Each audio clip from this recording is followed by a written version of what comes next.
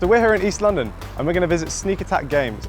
Sneak Attack is managed by Roy Raftery, who's a trading card expert with years of buying and selling experience. And he's going to teach us about what you should be looking for when you're buying and selling Pokémon cards and how to tell if a card is fake or real. Typically, people don't know they have fake cards. They come into me with their childhood collections, and most of the time it's a mixture of new stuff and old stuff. And there's always one or two fake cards like hidden amongst them, which people just have no idea they have.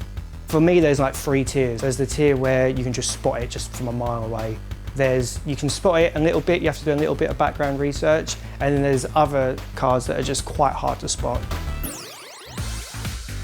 So before I do the fake or real challenge, can you talk me through some of the things that maybe we should be focusing on in these cards? So first of all, it's the card quality and the quality of the print. So the way these cards are in their foil, they were just never printed like this. It's quite shoddy. The card itself, there was never any foiling on the text boxes of the original cards.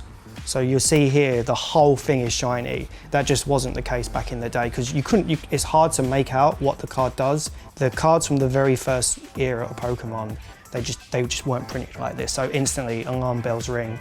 Another big one is the actual size of the card. If we pull up an actual version of this Mr. Mime, you'll see that it's a little bit smaller than the real version. So most fake cards, if you just measure them up to other cards, if you think, oh, why is this one smaller than the other one? Why is this one bigger? Chances are the smaller card is the fake.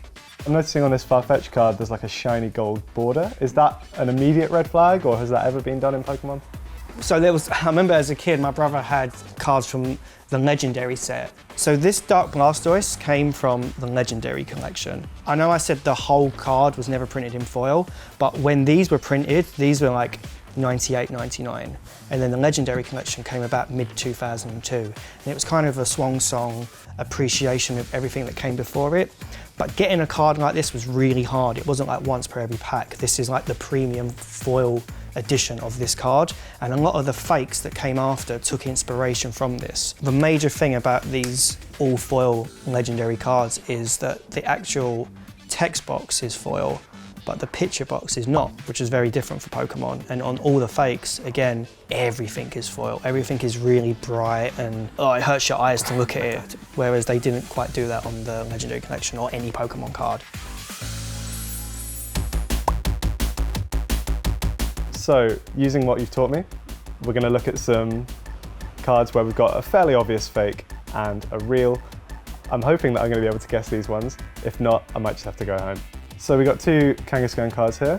Immediately, based on what you taught me about the size of the card, some of the colours and kind of like the plasticiness, I'm fairly confident that this one's the real one. Yeah, it's just way easier to spot. Mr. Mime, pretty similar. I think, again, the size is maybe more noticeable on this one. And again, we've got the whole card as foil, which, as we now know, is a bit of a red flag. Yep, definitely. This one's the real one.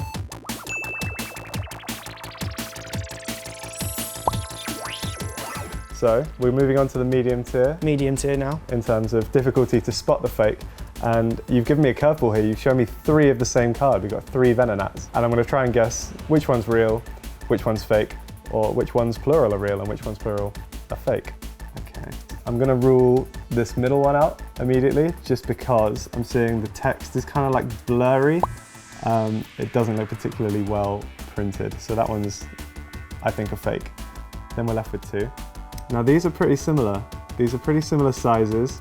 The colouring is fairly similar. I'd say maybe the colouring is a little bit better on this one on the right. I'm gonna look at the backs. Okay.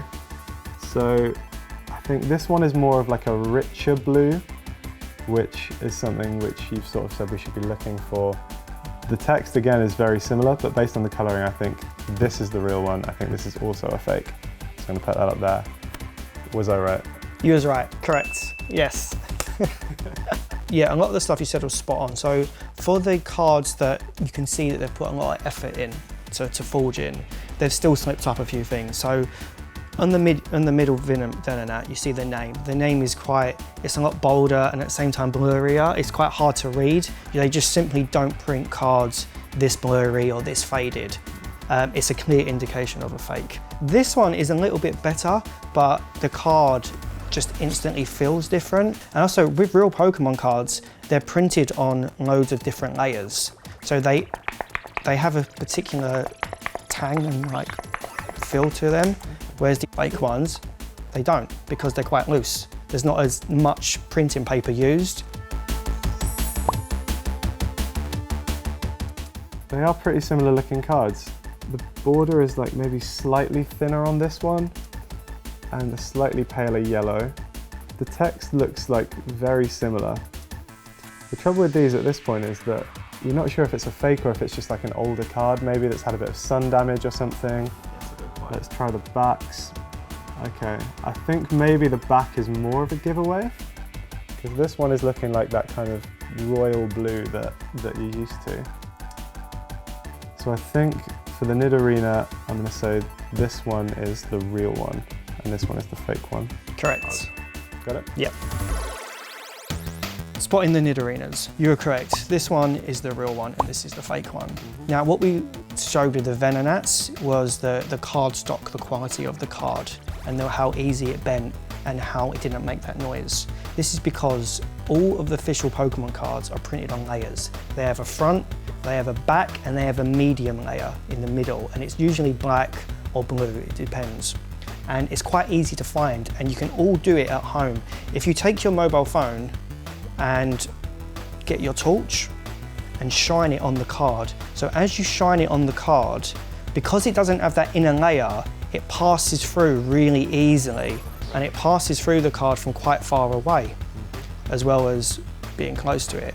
On a real card, and this goes for cards from the very first set from '98 to cards printed yesterday, it doesn't pass through until you get right close to it. And when you do get close to it, it's so small and faint because of the middle inner layer of the card. So if you're ever unsure about a Pokemon card, this is a very good quick indication. You can see as you move it around, it's a very small tiny circle, whereas on this one, it's quite massive and you just see the whole thing. And I've actually got some battle scarred cards over here.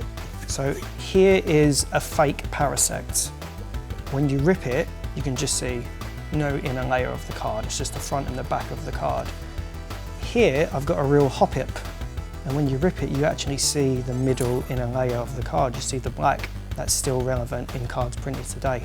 So ultimately, if you want to avoid buying these cards, what can you do to kind of make sure that you're getting cards from the right places?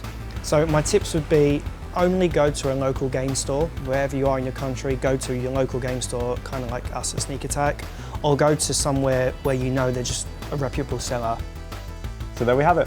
Thanks to Roy and Sneak Attack for having us. We found out some of the key things you should be looking for when you're buying and selling your Pokemon cards to tell if it's real or fake. Some of them are easier to spot, like the kind of entire holographic thing, or some of them are a bit harder to spot, like the way the card is actually structured with that darker inner layer if it's real. Now that you know all the things you should be looking out for, hopefully you'll be able to catch them all.